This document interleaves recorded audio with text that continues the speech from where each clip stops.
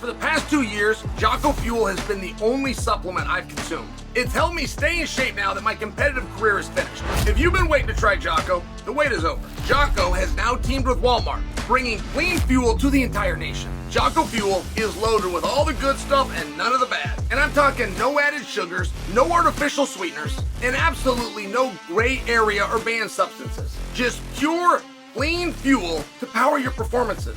Jocko Fuel is now available in Walmart nationwide. Products available at your local Walmart are Jocko Malt, ready to drink, Jocko Malt powder, and Jocko pre-workout. How convenient. Guys, the time is now. Consider trying some of my favorites like Jocko Go and Jocko Hydrate. You can even do it online. Use code CHAEL30 at JockoFuel.com or just stop by your local Walmart and get your hands on some Jocko ASAP. Don't wait, might not last. Fuel up with Jocko Fuel and crush your goals. Now there's no excuse for not having clean fuel. Guys, I want you to go get Jocko Fuel today at Walmart.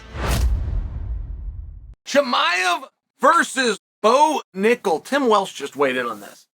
And I found it so interesting that Tim Welsh weighed in on this. Tim Welsh is one of the great minds in the sport. Works with a number of guys. You guys would know him with Sean O'Malley. And Tim's a very young guy to already have a world champion. And I just offer you that quick background because if anyone knows what they're looking at, if anybody could watch two guys and then in their mind put them together, it would be Tim. So Tim's comment on a format formerly known as Twitter was, Bo Nickal might be our only hope against Chimaev. And I wonder what he meant. I wonder if he went by our only hope. Did he mean America's? Did he mean just as fight fans, the only hope to stop Chimaev's takedown or stop his undefeated streak? I don't know. But it was very interesting. And those two can't stay apart. Like Chimaev and Bo Nickal have no business. They have no contract. They don't have Dana out there trying to get a contract or flirting or hinting with the idea of a match.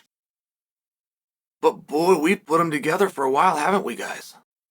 I don't know anyone that talks about Bo Nickal, even in private conversations that I will have about Bo, where they don't bring Chimaev in.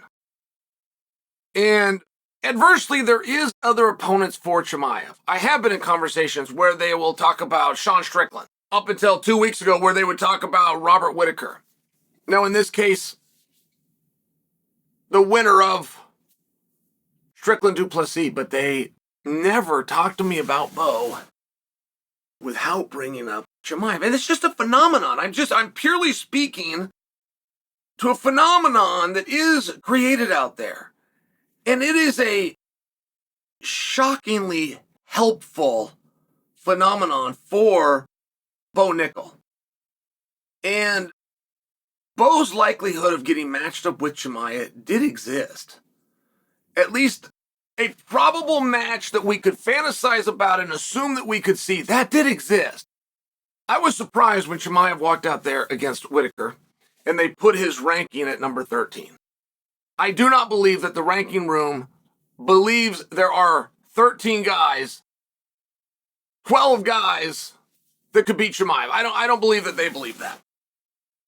They don't have a single guy that has a better record or RBI than Chimaev. They didn't have a whole lot of justification for putting him that low, aside from he hasn't beaten somebody in front of him to take their spot. And that's not the world's worst argument. I'm just sharing for you the idea of Chimaev fighting for a world championship, right? I mean, Chimaev was just in the same shoes. Chimaev and the idea of fighting for a world championship, he was 4 deep.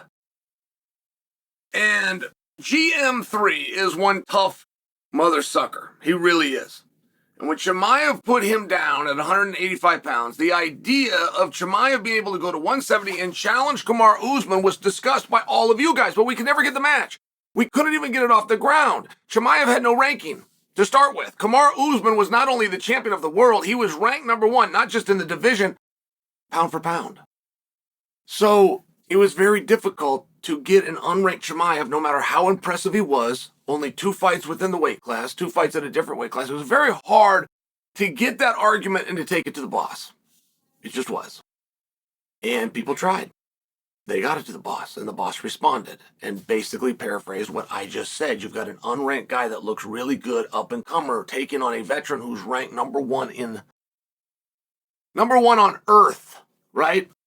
It doesn't mean we didn't know as fight fans that would be a good fight. That would be a competitive fight. It would also be one that Chimaev could win. They came out with a mythical line, my partners over at DraftKings. I remember this. This was many years ago. This was in the press room at Madison Square Garden. I think they call it Theater of the Clouds, something like this. I happened to be at it, though. For perspective, Kamaru Usman was getting ready to fight Colby Covington for the second time. So when was that guy? Was it 3 years ago? The way time flies. Maybe not that long. Somewhere right in there, right? So they then ended up fighting, and when the fight goes off, it's at a different weight class, and it's of shorter notice, but Usman was just as good as he always was. Chimaev hadn't shown anything that said he was any better than he had previously been.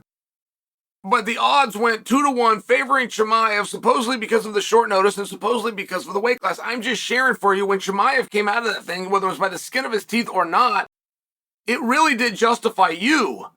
It justified your position of being able to see and juxtapose those two together, imagine it, and then make the correct call that Chimaev is going to be a problem at minimum, and he's going to be the successor at best, which is exactly what happened. It proved you right. And there's not very many times that you are wrong. And you are now associating Bo and Chimaev. But I bring up the point that Chimaev walked out and he was ranked number 13, right? I remember they put in the graphic on the lower third of the screen. I couldn't believe it, ranked number 13. But I bring that to you because Bo's not ranked. Now, I don't believe that the rankings committee believes there was 12 guys that could beat Chimaev. They just didn't have the courage or know-how to rank him higher. I believe that the rankings committee is in the same problem with Bo Nickal. I don't think that they believe there's 14 guys under contract to the Ultimate Fighting Championship that can get the jump on Bo. They just don't know how to rank him higher. And it is very complicated. This computer, you have to type in the B, but you got to capital, you got to hit shift, and then you hit B, and then you hit O, and then you hit send. God damn it, it's not that hard to do, but I'm sharing it with you that you could put an unranked guy against number 13. 13's a bum. They shouldn't go to 13. They didn't used to go to 13. They started go to 15. I don't know why. College football will do that. They'll give the coach a bonus if you're in the top 25. I've never met anybody in my life with a competitive bone in their body that believes 25 is good at anything. You could be doing city, state, national, international competition. Nobody thinks 25 is good. Well, college football does, to the point they'll give you a bonus for it. And I'm only sharing for you, like, it is a really weird thing that we even go to 15. But before I go down that road, this was our chance to get them together. Like, if rankings and title shots, or in the case of Kamaru Usman, an actual title, is what's going to keep guys apart that we want to see, our chance has come and gone for Bo and Chimaev, at least in the short term. Bo has done a very good job, and Bo doesn't talk trash, but Bo does talk confidence. And if you don't know Bo, you could be confused. If you just see him do an interview, or you read an interview, you go, man, this guy's talking trash. No, he's not. He's talking confidence. You asked him the question. A trash talker will bring it to you. A trash talker will find a way to get the message out. Bo has never done that. But if you ask him the question, he said, man, I'd finish that guy in a wrestling match. I'll beat him up in a fight too, but I'd finish him in a wrestling match. Don't compare our wrestling.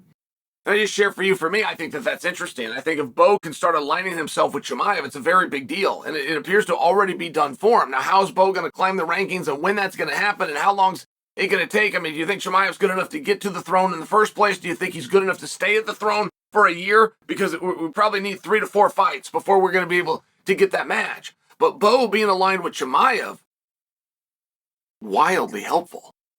Not only is that a big name, but that's a guy who could become world champion. Well, Bo still got business with him. Very hard to get a world title fight. And guys that try to call their own shots and call for a world title fight don't get them. Because there's nothing interesting about it. They shouldn't get it. They should be punished and relegated to not getting it if they call for the world title fight. You got to call for the guy. Ankalaev is doing that so well right now. He's calling for the guy, Alex Pereira. Title or no title, I want you. And it just turns out there happens to be a title. I'm just sharing for you. Like Bo is in a very good position. He's in a very good and helpful position. He's got to stay there.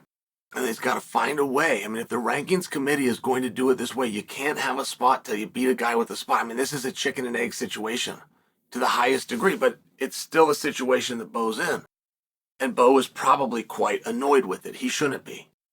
He's in a very good spot. And that fight with Chimaev, sooner or later, is going to happen.